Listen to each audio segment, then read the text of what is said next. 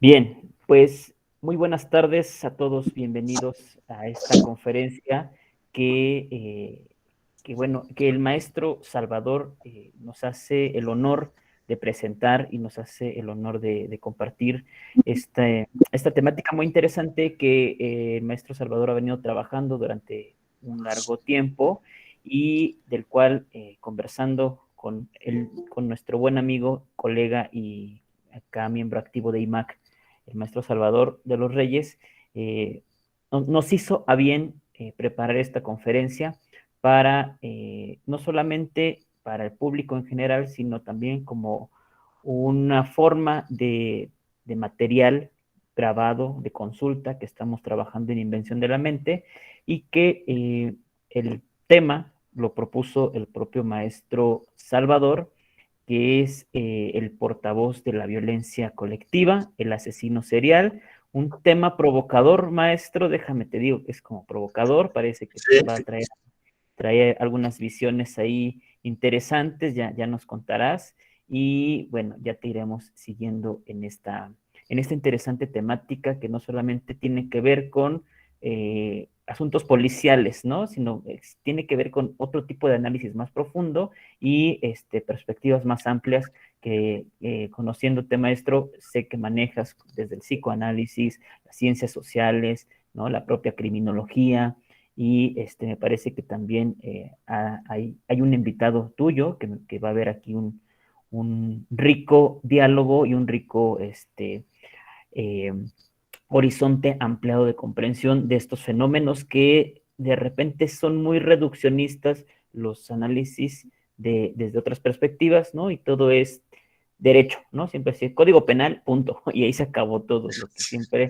suele pasar y de repente se nubla la visión de estos fenómenos que son complejos y bastante interesantes. Pues sin más, maestro Salvador, voy a dar pie a leer tu semblanza que está proyectada en la pantalla, la leo y la quito por si deseas proyectar algo, estás en toda la libertad y en toda la confianza, maestro.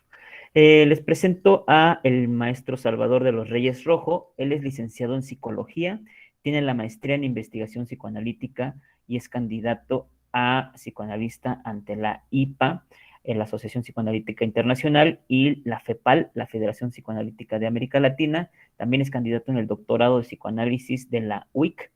También es docente por más de 10 años, ha sido docente y bueno, lo sigue siendo docente durante 10 años y más a nivel superior, y practica, por supuesto, la práctica, valga la redundancia, practica la clínica privada con adolescentes y adultos, peritajes y evaluaciones psicológicas clínico-organizacionales, y además es consultor. Pues con esta presentación, maestro Salvador, te damos la bienvenida y te dejamos los micrófonos porque sabemos que la palabra la tienes. Maestro, adelante. Gustavo, mi Gus, muchas gracias por la invitación, primero que nada. Buenas tardes a todos. Víctor, qué gusto verte conectado. Tengo aquí un invitadazo de honor, el doctor Víctor Solís. Citaré algún artículo de él que les recomiendo mucho, de una vez iniciando aquí con mis amigos, ¿no? Y colegas, quienes se vayan conectando. Voy a plantear algunos puntos, me pueden interrumpir cuando quieran. Es muy importante para mí el diálogo, la interacción. Les comentaba, uno de los artículos que voy a citar, y se los recomiendo, es el del doctor Víctor Solís, que se llama El asesinato en serie y sus relaciones con el asesinato del padre de la horda primitiva.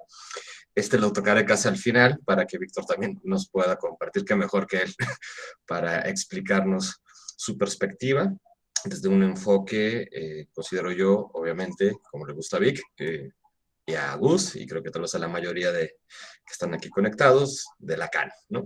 Cercano a la filosofía, que es muy interesante esto desde la horda primitiva. Yo lo voy a abordar por otros lados. Como sabemos, o lo hemos platicado, Gustavo, el psicoanálisis o los psicoanálisis son diferentes. Me gusta Lacan, pero yo no me declaro un psicoanalista lacaniano. Más bien me declaro independiente. Entonces, y he tenido una formación en otras escuelas, lo cual pues creo que es muy, muy enriquecedor. Y con lo que decías, que no nos quedemos en algo reduccionista, que a veces es necesario, pero no es, creo yo, el eje rector cuando queremos hacer un diagnóstico, tratar de comprender fenómenos tan complejos como podría ser el llamado asesino serial, que ya desde ahí empieza la polémica, ¿no? El asesino serial, ¿no? Les comento un poco cómo pretendo hacer esto. Obviamente quien tenga alguna duda, alguna pregunta, alguna inquietud, algún reclamo, lo que sea, pues puede levantar su mano y en ese momento lo tomamos. Voy a iniciar con algunas reflexiones que quiero hacer sobre el psicoanálisis y su relación con la criminología, muy generales. Después le comentaba a Gustavo, leeré un fragmento de un artículo que yo escribí sobre la piel y el pasaje al acto, ¿no? Desde el asesino serial, con la obra de Thomas Harris. Para quienes no ubican a este autor, es quien escribe esta trilogía de Hannibal, ¿no? Y entonces tomaré como imagen primero al Dragón Rojo y a Jamie Gump del Silencio de los Inocentes, y de ahí, y por qué parto desde la novela, ¿no? Porque bueno, si nos vamos a aspectos del lenguaje, ¿no? Aspectos de metáforas, de simbolismos, diría McDougall, ¿no? Teatros, representaciones, pues la novela no deja de ser una representación y algo real, ¿no? No real de Lacan nada más, sino real, porque está en nuestra mente, está en nuestro imaginario, y porque representa algo de lo que nosotros hacemos y dejamos de hacer. Y de ahí tocará el último, jalando estos personajes de novela con la brutalidad de la realidad, ¿no? Del asesino serial, que bueno, por lo menos aquí donde yo vivo, en el Estado de México, es frecuente. Hace poco apenas, cerca de una de las instituciones en las que trabajo, pues fue detenido un llamado asesino serial. Y creo que es importante ubicar cómo es detenida esta persona, cómo es que pudo hacer lo que hizo durante tanto tiempo, ¿no? Por poner un ejemplo. Y que el título que yo le pongo a la conferencia de El portavoz de la violencia colectiva, ¿no? Es engañoso, como decías, Gus, es provocador, porque ¿dónde está la voz ahí? ¿No? Entonces, empezaré poniendo en cuenta qué relación puede existir entre el psicoanálisis y la criminología o la criminalística. Bueno, de forma muy general, trataré de ser breve. Pensando en el psicoanálisis como un modelo o sistema que es tanto de investigación como de clínica, como de teoría, desde sus inicios, y que siempre está abierto a reformulaciones por los psicoanalistas, es un campo que lleva relativamente muy joven si lo comparamos con la filosofía, ¿no? Ni 200 años tenemos los que estamos o queremos autodenominarnos psicoanalistas, y por lo tanto hay muchísimo que cuestionar, reflexionar e investigar de nuevo. En este aspecto, se han hecho algunas aportaciones por diferentes estudiosos, maestros, doctores, investigadores en la relación. Por poner ejemplo aquí, ya sabes que a mí me encanta estar citando y de dónde saco la información, Gus, y recomendar, ¿no? Este es un libro que tal vez ustedes conocen, A quién mata el asesino, ¿ah? De Elena Tendlars y de Dante García. Aquí tomar algunos aspectos, y también el de Juan Pablo Moyo, de Psicoanálisis y Criminología, ¿no? Para sustentar. Hablar de la violencia, hablar del crimen, como decías, no se limita a un código penal, es algo extremadamente amplio, complejo, somos seres violentos, la violencia también se ejerce, se provoca y hasta se glorifica, ¿no?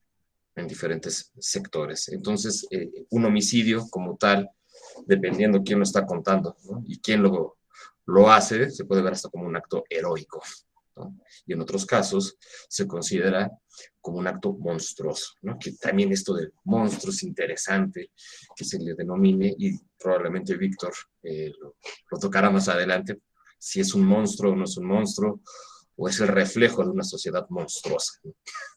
Que eso también creo que es algo importante porque somos sujetos atravesados por la cultura y es inevitable que nos veamos afectados desde nuestras sociedades primarias. ¿Qué pasa con el psicoanálisis y la criminalística? Bueno, de todos los puntos nada más voy a tocar dos. El psicoanálisis intenta dar una explicación sobre el funcionamiento psíquico de nosotros los individuos, y hay diferentes escuelas, no es lo mismo la escuela francesa, principalmente asociada con Lacan, la Miller, porque hay otras escuelas francesas, Daniel Lagache, ¿no? Elizabeth Rudinesco, que tienen diferentes perspectivas, y no se diga hablar del psicoanálisis con orientación kleiniana, las relaciones objetales, los independientes, el del self, el intersubjetivo, o sea, los psicoanálisis. En mi escrito tocaré un poco más sobre autores como Villon, Roussillon, Joyce McDougall, Botello, que son como entre franceses independientes a Christopher Bolas, ¿sí? Y ya dejaremos como este aspecto también de Lacan al último con ustedes que son más expertos en este tema. Por lo tanto, el psicoanálisis en relación con la criminología, pues sí, porque tiene relación con todo lo que es humano, ¿no? Y como disciplinas, pues tenemos nuestros límites, tenemos alcances y podemos hacer diferentes propuestas. Yo lo comentaba contigo, Gus, y con Víctor al hacerle la invitación, que bueno, puede haber dos perspectivas como muy amplias, ¿no? Generales, entre si el asesino serial, llamado asesino serial, es producto de una sociedad, ¿no? Si nos vamos más a algo antropológico, social, o es un ser enfermo, malvado, una psicopatología brutal, ¿no? Que nos iremos a los aspectos, y subrayo, reduccionistas, mega reduccionistas de la psiquiatría y el psicoanálisis, desde mi punto de vista, muy malentendido, ¿sí? Porque el hecho de que nombremos procesos, como en la psicopatología, yo que me dedico a dar clases de eso, no hablamos de personas, hablamos de procesos psíquicos. Y el asesino serial, como diría Albert Bandura, por más monstruoso, terrorífico que sean sus actos, su comportamiento, pues en algún momento fue un niño y jugó. ¿Qué sucedió con este individuo? ¿Qué sucedió que ante un mundo, perdón, violento como el que vivimos, no se diga aquí en México, me di a la tarea de investigar un poco cómo estamos catalogados nosotros como país en diferentes instancias? Esto incluye a la ONU, lo pueden verificar lo que estoy diciendo, por favor duden de lo que estoy diciendo, donde México tiene el nada más tercer lugar mundial en países más violentos. Nos gana Afganistán y el segundo es Guatemala, que es la frontera con México. Más violentos. Nada más la semana pasada hubo casi 300 homicidios en este país, ¿no? Hay otras noticias más allá del fin del mundo que no llega, como lo hemos platicado, Gus, y que nos atraviesan a todos. La pregunta aquí, o una de las interrogantes que yo abro al foro es, bueno, si vivimos en una sociedad violenta, ¿por qué no somos todos asesinos en serie? Si esa fuera la causa, ¿no? El grupo o social.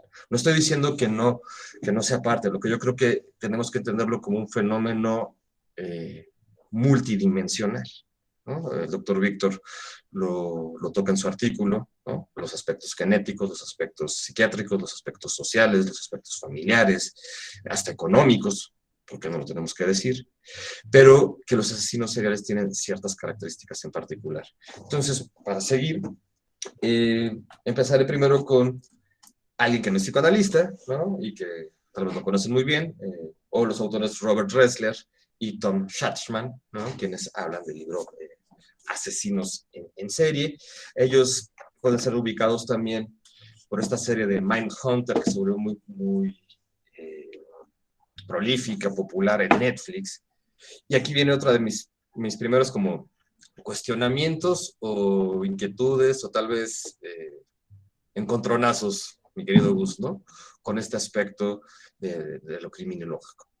A mí, me declaro, me encanta ver estos canales como Investigation Discovery, pero hace unos años empezaban como, los títulos de los programas eran como Entendiendo el asesinato, ¿no? Como buscando comprender el fenómeno y hemos caído, o si ustedes los llegan a ver, a el señor homicidio, maldad en el pueblo, pariente perverso, psicópata desalmado. Y lo que se me hace muy curioso es que se coloca cualquier homicidio o asesino serial como si fuera un ente aislado, ¿no? Como si fuera el síntoma, ¿no? Por eso el portavoz de este título, ¿no? Maldad en el pueblo. Christopher Bolas, de hecho, habla de la estructura de la maldad, ¿no? Él es un psicoanalista independiente que uno de sus libros, como La sombra del objeto, es de los más famosos. Muy interesante, se los recomiendo a Christopher Bolas. La estructura de la maldad, ¿no? Maldad en el pueblo. O sea, hay un elemento malo en el pueblo. No es la pobreza, no es la violencia, no es la desestructura, no es el gran otro, dirían mis amigos lacanianos, ¿no? Es uno.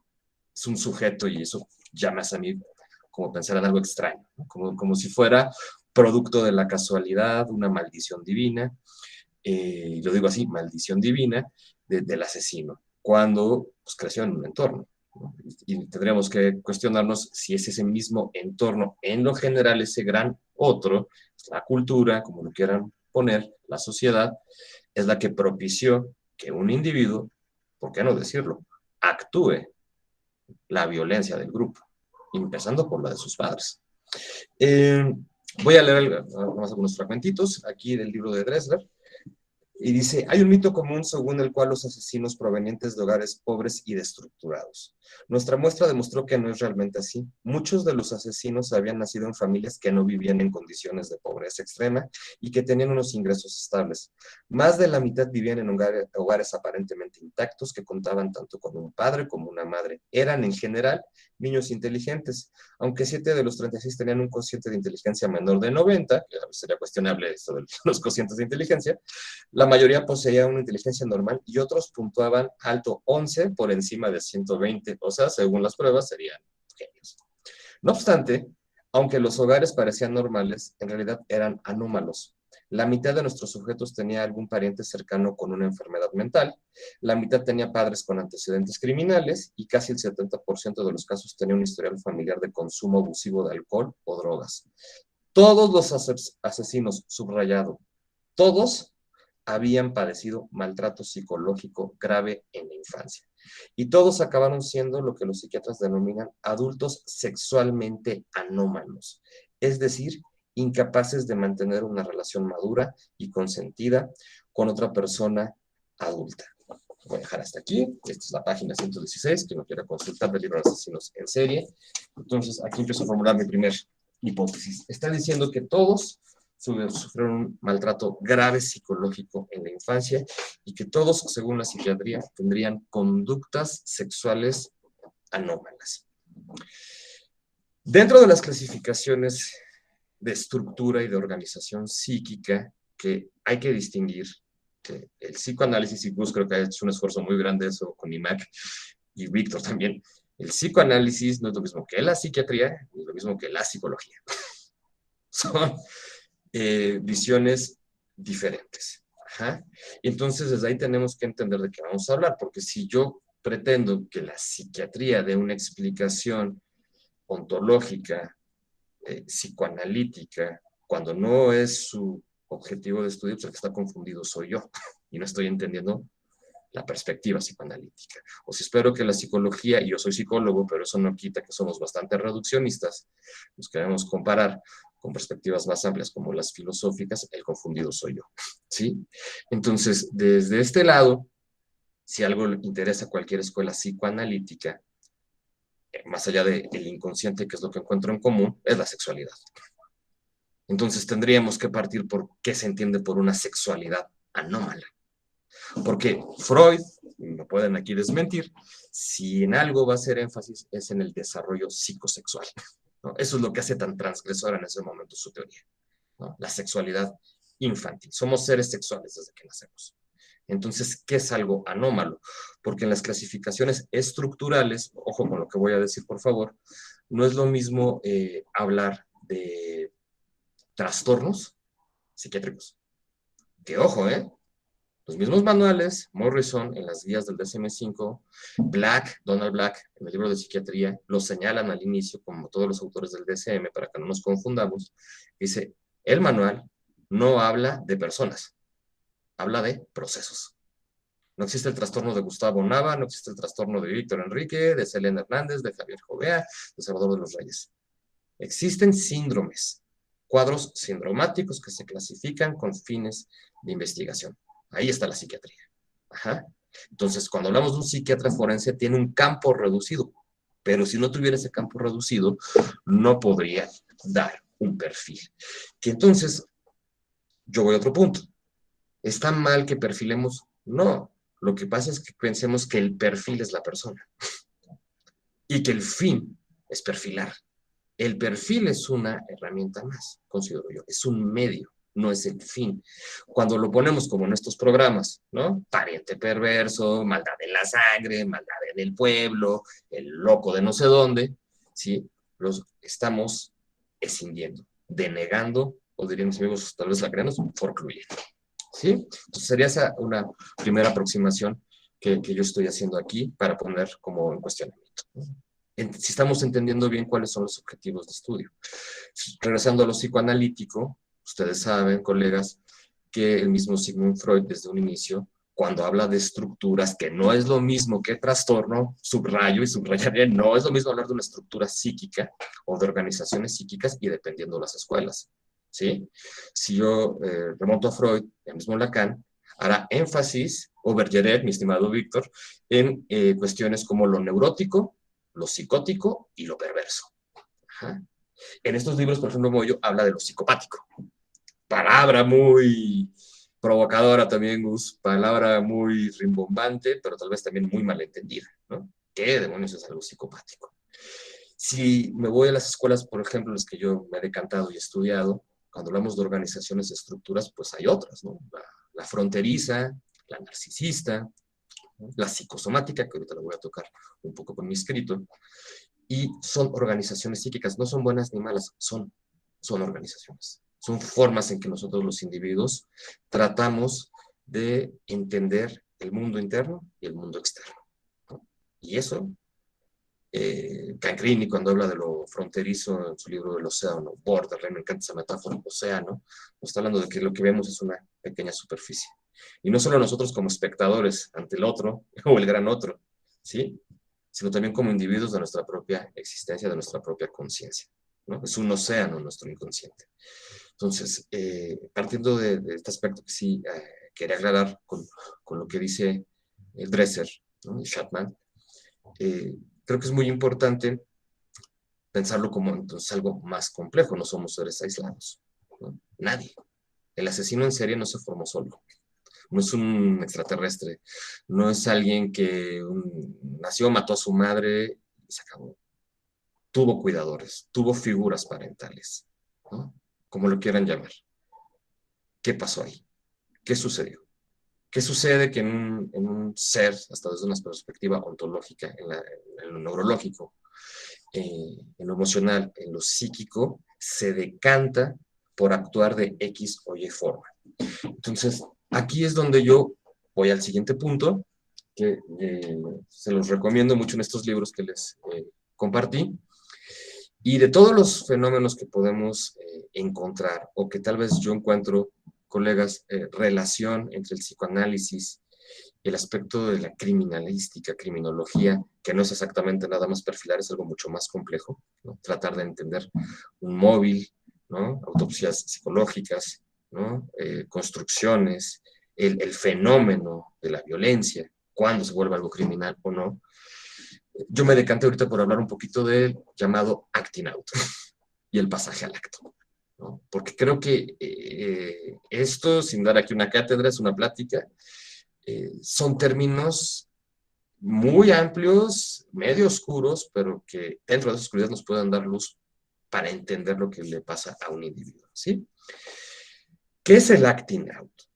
¿Y qué es el pasaje al acto? Bueno, ¿por qué hacía estas aclaraciones de las escuelas psicoanalíticas?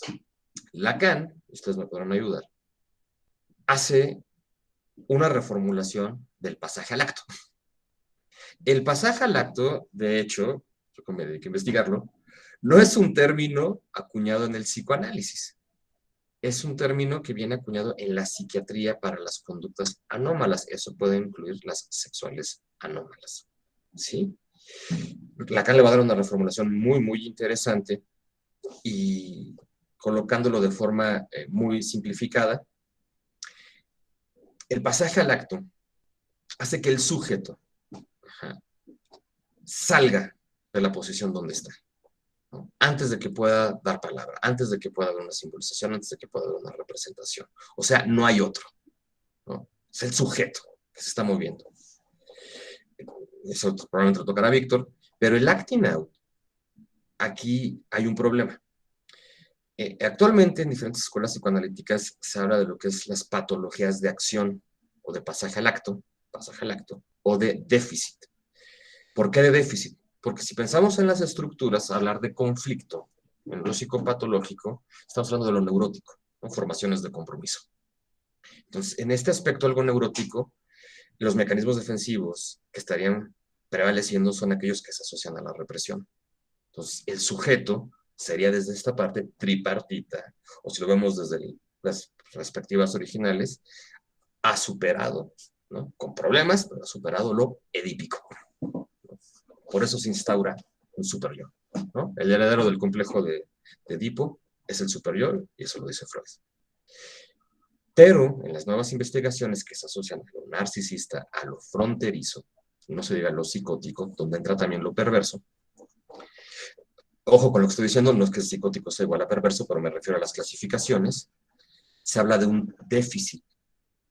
Este déficit, desde las escuelas que yo voy a hablar, que nos da Lacaniana, que quiero aclararlo, donde prevalece en un yo lábil y en un super yo escindido o fragmentado. Esto es muy importante porque entonces se les considera estructuras preedípicas. El Edipo como lo narcisista, como hasta el mismo aspecto de pulsión, dependiendo de qué autor estamos hablando, es donde tenemos que entender qué formulaciones está haciendo. No es lo mismo hablar de Edipo en Lacan que hablar de Edipo en Klein. O sea, estamos hablando de dos situaciones totalmente diferentes para explicar el fenómeno psíquico. Entonces, algo que se me hace muy interesante, y no lo voy a leer para estarlos aburriendo aquí con las citas, se las pongo al final si quieren, pero en la parte del acting out, ¿sí? Y lo señala por aquí Greenberg, lo voy a leer, Kohut, Greenacre, Phyllis Greenacre, una psicoanalista, no sé si la ubican a ella, Greenacre, empieza a hablar del acting, ¿no? Y aquí algo muy importante, ¿por qué se le llama acting out? Porque es actuar algo fuera del setting analítico. Esto es muy importante diferenciarlo al pasaje al acto, porque estamos en dos situaciones tanto clínicas, teóricas y epistemológicas muy diferentes, ¿sale? Si alguien va teniendo una duda, colegas, por favor, me dicen y lo voy aclarando. Como les comentaba, es una plática entre colegas, no estoy aquí del sabio, ni de hacer la exposición del acting, pero el término acting out o acting in, en teoría, se debe delimitar a la relación analítica. Si pensamos en repetir, recordar, elaborar, ¿no? Varios autores, donde incluye a Greenberg, a Greenacre, a James Kohut, a Rosenfeld, etcétera, van a plantear que el paciente está actuando algo que puede ser desde levantarse del diván a media sesión e ir por unos cigarrillos que lo citan ahí, como actuaciones mucho más severas, pero en un afán de comunicarse con el analista, ¿no? O sea, donde hay una, por decirlo así, resonancia intrapsíquica. Me atrevería a decir, eso es Chava Digit, ¿no? Donde se apela a la representación palabra. En cambio, el pasaje al acto no da la posibilidad de comunicación con el otro porque no hay lugar, no hay otro, ¿sí? Sin embargo, este fenómeno internamente y por eso yo colocaba el portavoz de la violencia colectiva, algo está tratando de nombrar. Lo que encuentran estos autores en común al hablar del acting o el pasaje son las distorsiones entre el lenguaje, la acción, la repetición y el pensamiento. Y esto creo que es central para entrar al asesino serial. ¿Sí? Si me lo van permitiendo. ¿Por qué? Porque decir patología de acción, ¿no? O personalidades actinosas, que es un término que suena muy rimbombante, yo lo llego a utilizar, pero luego digo, ¿qué demonios estoy diciendo? O sea, actinoso, ¿qué es actinoso? ¿Una adicción? ¿Un trastorno de la alimentación? ¿Una cuestión delirante? ¿No? ¿Creer que es el fin del mundo? O sea, porque hablar de una patología de acción es hablar de una patología de déficit. Entonces, en términos clínicos y epistemológicos, aquí podríamos tener un problema. Fíjense, ¿por qué hago este preámbulo? Porque querer encasillar a alguien como el asesino serial, el monstruo desalmado, pienso en este documental de Night Stalker en Netflix, de Richard Ramírez, donde lo plantean como si fuera un vampiro, un ser de otro planeta. Hay una parte, si lo han visto, donde al final uno de los detectives que lo captura narra todas las atrocidades, y sí, son atrocidades que hace este hombre, pero me llama muchísimo la atención cómo él, cuando cuenta su infancia, como que lo devalúa, lo escinde. Y dice cosas así como si les estoy platicando, que estoy tomando aquí un refresquito. Bueno, lo que pasa es que a Richard Ramírez, su padrastro, según recuerdo, drogado, pues ¿qué hacía? Lo normal que hace una figura parental, ¿no? Es la figura del padre, ¿no? Lo que hace al proteger a un hijo. Pues lo amarraba en el panteón a las lápidas y lo dejaba dormir en las noches. Obviamente lo violó, ¿no? Obviamente fue maltratado físicamente y Richard Ramírez no lo podían agarrar y no lo podían agarrar. ¿Saben por qué no lo podían agarrar, colegas? Porque todo el entorno policíaco, legal, social, aparentemente lo quería atrapar, pero al mismo tiempo lo estaba protegiendo. Al mismo tiempo lo estaba propiciando, para que al final fuera un linchamiento mediático. Otro documental que les recomiendo es el de El Destripador de Yorkshire, está en Netflix, y aquí todavía es más grave el asunto si hablamos de la violencia. Este hombre, violador serial y asesino serial en Inglaterra, empezó atacando prostitutas. Y eso ustedes, si tienen interés por la criminología, sabrán que son blanco vulnerables las mujeres y los infantes, ¿no? De los asesinos seriales. El periódico inglés, después de que llevaba 10 mujeres asesinadas, aparece una chica de un suburbio relativamente bueno, clase media, y dice, la primer víctima inocente. ¡Sas! La primer víctima inocente. O sea, las 10 eran basuras, según ellos. Este hombre, se me fue su nombre, llegó 15 veces. 15 veces llegó a la policía y lo entrevistaron. Mínimo. Todas lo dejaron ir los policías porque decían que era un buen hombre. Él no podía ser un asesino serial. ¿Por qué? Porque si ustedes ven el documental, es igual física, psicológicamente tal vez, verbalmente, a los policías y al común. Por eso digo, ¿no será que él era el portavoz de la violencia colectiva? El mismo Greenberg y Greenacre dirán que en el acting, más que en el pasaje al acto, algo que está sucediendo en los individuos, y no estoy hablando ni siquiera del asesino serial, ¿no? El sujeto normal, es que están actuando las fantasías y la violencia de los padres. ¿Sí? O sea, somos sujetos atravesados por nosotros.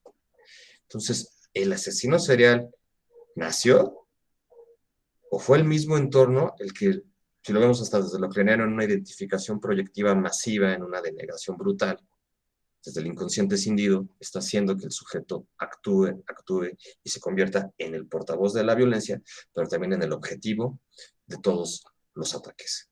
¿Sí? Esta sería la primera parte, y me voy a permitir y compartirles un poco del escrito que hice sobre la obra de Harris. Después citaré unos fragmentos del artículo de mi querido amigo Víctor, Y si les parece, y si quieren, Víctor nos puede comentar, o si quieren contesto algo al principio, dialogamos, y creo que es muy enriquecedor ver una perspectiva desde lo lacaniano, desde la horda primitiva, y yo me voy a centrar aquí a tratar de explicar el fenómeno del asesino serial, aunque sea en Harris, pero centrándome con este hombre, el destripador de Yorkshire, y el mal, o bueno, no sé cómo decirlo, llamado el asesino serial de Atizapán, ¿sí? Brevario cultural, este hombre ex policía, 20 años, asesinando. ¿Es porque fuera muy inteligente? Por supuesto que no. Es porque siempre estuvo protegido. En algunos de sus tremendos asesinatos, ¿no? Brutales, le quitó la piel, le quitó la cara a una chica. Y cuando le preguntaron por qué lo hizo, dijo, está bonita, es que estaba bonita. Entonces, voy a intentar abordar desde mi lugar, limitado, ¿no? Reducido, porque no tengo otro, el fenómeno del asesino serial desde la novela que está ligada con lo real, real lacaniano, real, relaciones objetales, ¿sí? Entonces, leeré algunos fragmentos. Este ensayo lo titulé La imposibilidad de la transformación psíquica y el pasaje al acto a través de la piel en la obra de Thomas Harris. El dragón rojo y el silencio de los inocentes. Empiezo con un epígrafe que dice, Starling se preguntó si al pensar en las mujeres las consideraba pieles, igual que algunos cretinos que suelen llamarlas coños. Thomas Harris. La pulsión es una energía psíquica que se encuentra en la frontera entre lo somático y lo psíquico. Referirse únicamente a la piel a través de la literatura psicoanalítica requiere de una profunda investigación por parte del individuo que intenta descifrar las múltiples funciones de la piel, más allá de visualizarla como la capa protectora de los órganos y huesos que conforman un cuerpo donde habita la psique de un ser humano. En este escrito intento hacer una reflexión sobre la importancia de la piel y el contacto físico-psíquico entre nosotros los seres humanos desde las tempranas etapas de la vida. Considero que este contacto es una condición fundamental para que se pueda ir construyendo un aparato psíquico lo suficientemente fuerte y flexible al mismo tiempo para enfrentar tanto el mundo interno como el mundo externo incierto y cambiante al que se enfrenta en todo momento un ser.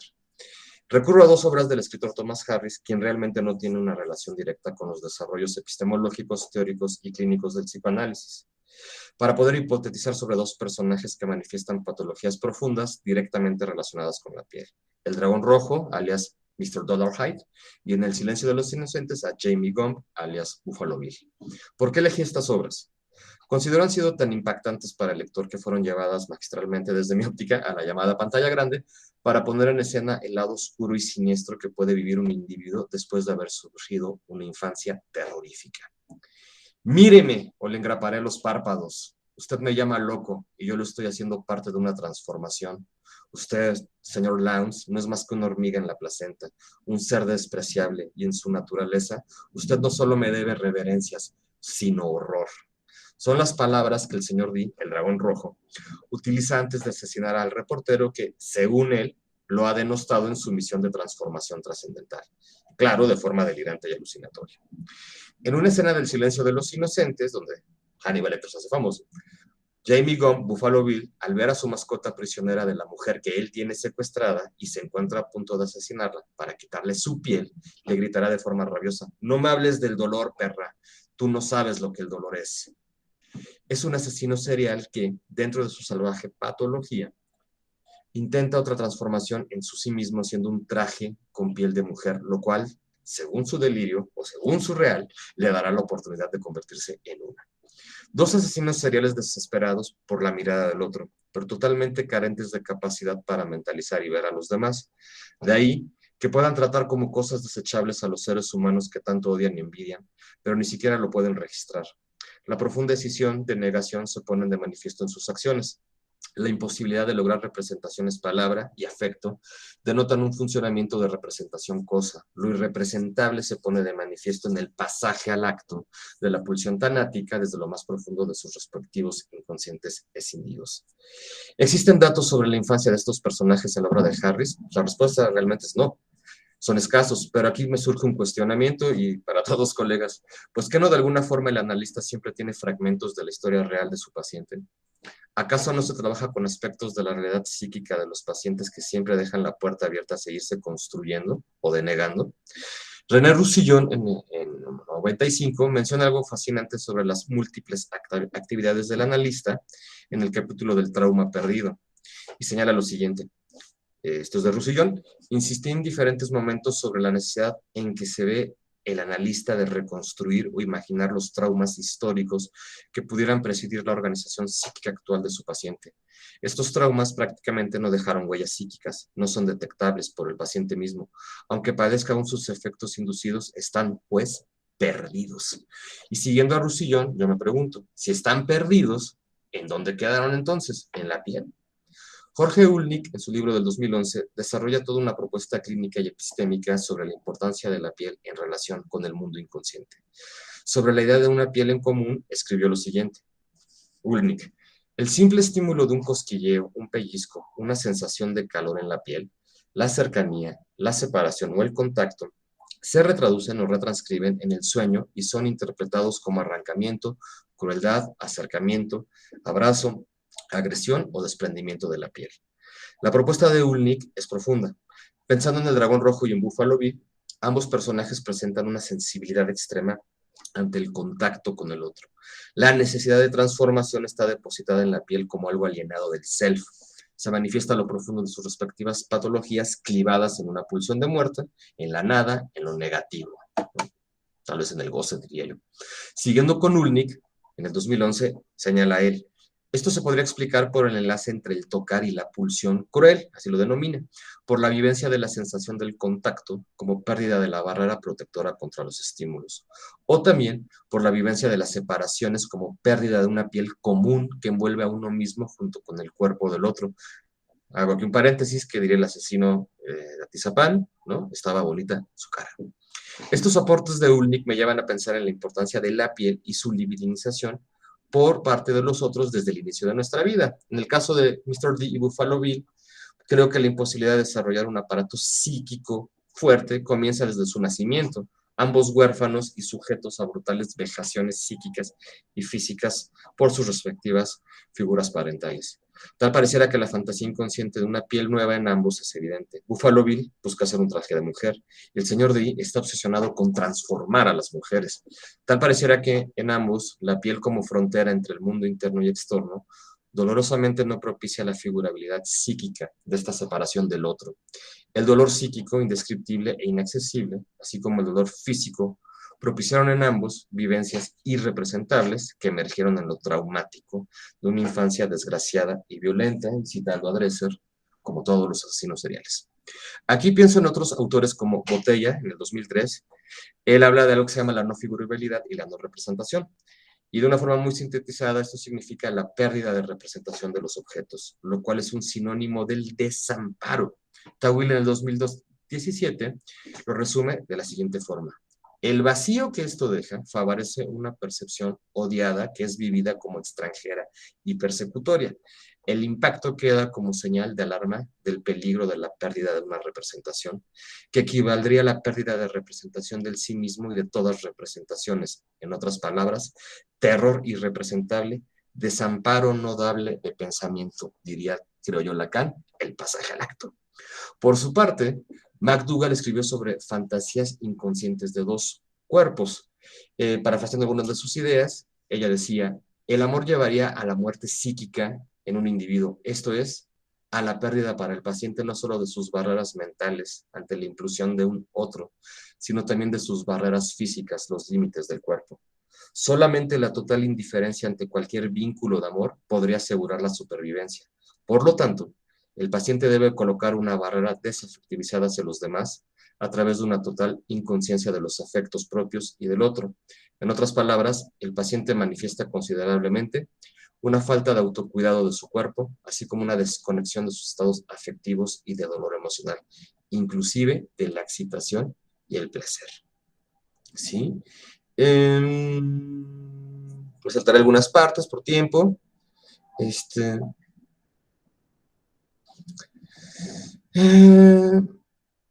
para ir terminando con estas reflexiones de mi artículo, si alguien lo quiere, se lo mando. Pongo aquí sobre el dragón rojo que pareciera que está buscando desesperadamente constituirse una identidad, otro tema polémico. Él no es un hombre desde su delirio, él se está convirtiendo en el dragón rojo que somete a la mujer de fuego, por cierto. Tatuarse es fundamental para conseguir una nueva piel, y siguiendo a André Le Breton, en 2017, dirá lo siguiente tal cual Le Breton. En la medida en que el cuerpo es un instrumento de separación, de afirmación de un yo, existe un gran margen de maniobra para rediseñar el yo. El tatuaje certifica el cambio ontológico, confirma un acceso a la autonomía, la hace visible y la mantiene presente con el paso del tiempo, hasta que esa transición queda lejos y se deja de prestarle atención. El tatuaje da fe de que se pertenece a uno mismo, una sensación que nace de haber cortado el cordón umbilical y empezado a volar por uno mismo. La voluntad es clara, aunque no del todo consciente, de que solo se debe responder a sí mismos y que pueden inventarse un origen firmando su cuerpo como si nada debieran a los padres ni a los demás. El tatuaje es a veces visto como un elemento fundador del yo. Anuncia que se ha dejado atrás la identidad indiferenciada con los padres y especialmente con la madre. Certifica la separación del cuerpo materno y la apropiación del propio cuerpo. Es un intento de desmaternización del cuerpo, un rodeo simbólico para llegar finalmente a sentirse uno mismo. Y aquí yo pongo, más allá del tatuaje, esta relación de Le Breton con los asesinos seriales, que en la gran mayoría, como dice Dresser, y podrán saber ustedes, colegas, no solo es matar, es sodomizar, destruir, atacar y jugar con la piel y el cuerpo del otro. Aquí podría citar otros aspectos de Ansiu, pero para ir terminando, citaré a André Green, ¿sí? Que en su vasta y compleja obra hay un concepto novedoso y central que es lo negativo. De ahí André Green, de hecho, Brevario Cultural, fue discípulo de Lacan y luego se separó muchísimo de él. De ahí se desprende la idea de una función desobjetivizante. Creo es evidente que en ambos asesinos, Gump y Dee, existe una profunda incapacidad para poder catequizar a cualquier otro y sus propios objetos internos. Y Green dirá, el narcisismo de vida es una forma de vivir a veces parasitaria, a veces autosuficiente, con un ego empobrecido que se limita a relaciones ilusorias que apoyan al sí mismo, pero sin ninguna participación con los objetos. Aquí me refiero a los objetos vivos, no a aquellos que son esencialmente idealizados. El narcisismo de muerte es una cultura del vacío, la evitación, el desprecio a sí mismo, la abstinencia destructiva y la autodepreciación permanente con una cualidad masoquista predominante. Lágrimas, lágrimas, lágrimas, lágrimas. Para seguir, y que esta es una parte de mi artículo que les comparto, y ir finalizando tal vez esta primera parte de mi participación, y que no se vuelva aquí el sermón dominical y escucharnos todos. Comentaré brevemente, porque pues tengo aquí el invitado de honor, que el doctor Víctor, y les repito, en su artículo El asesinato en serie y sus relaciones con el asesinato del padre de la horda primitiva, hace una revisión muy puntual, profunda, precisa, está en la revista de Iztacala, donde desde un enfoque de Lacan, y como yo lo entendí, Víctor, estás señalando la parte donde el padre, ¿no? Esta muerte, este asesinato del padre, deja sin lugar al sujeto. Y el asesino serial, o el llamado asesino serial, ajá, ¿qué lugar está ocupando para regresar al banquete? ¿Qué lugar, qué función, tal vez diría René Caes, qué funciones fóricas está actuando de ese colectivo, de ese grupo, ¿sí? Para darle un significante, ¿no? Para salir de ese pasaje al acto? Porque para ir terminando, y si Víctor, o si tienen alguna duda, los escucho y después me gustaría que escucharan a mi amigo, al doctor Víctor. Reflexiono y para ir cerrando esta primera parte, ya sea desde Freud, Kohut, Lacan, Klein, Green, etcétera, como seres humanos, ¿qué pasa con un sujeto que tiene que desafectivizar? Si el pasaje al otro desde diferentes lados ¿no? Fíjense qué interesante mi lapsus, el pasaje al otro, dije, no el pasaje al acto, ¿no? Ahí está el portavoz, el pasaje al otro, al querer llegar al otro. Ya con eso, creo que quedó perfecto mi lapsus, ¿no? Tal cual ahí está el acting. Y bueno, les agradezco mucho que me escuchen, comentarios, quejas, dudas, aquí estoy, o si gustan, podríamos escuchar también a Víctor, que nos comparte un poco, que nos cuente sobre su artículo, que es fabuloso, igual si ahorita lo podemos anexar, y que escuchemos una perspectiva, sé que les gusta mucho, que es la de Lacan. Muchas gracias. Gracias, maestro Salvador. Sin duda, dejas una visión distinta y, como siempre, con un excelente manejo de autores poco conocidos, ¿no? También y poco trabajados, por lo menos en la divulgación psicoanalítica y en la divulgación criminológica incluso, ¿no?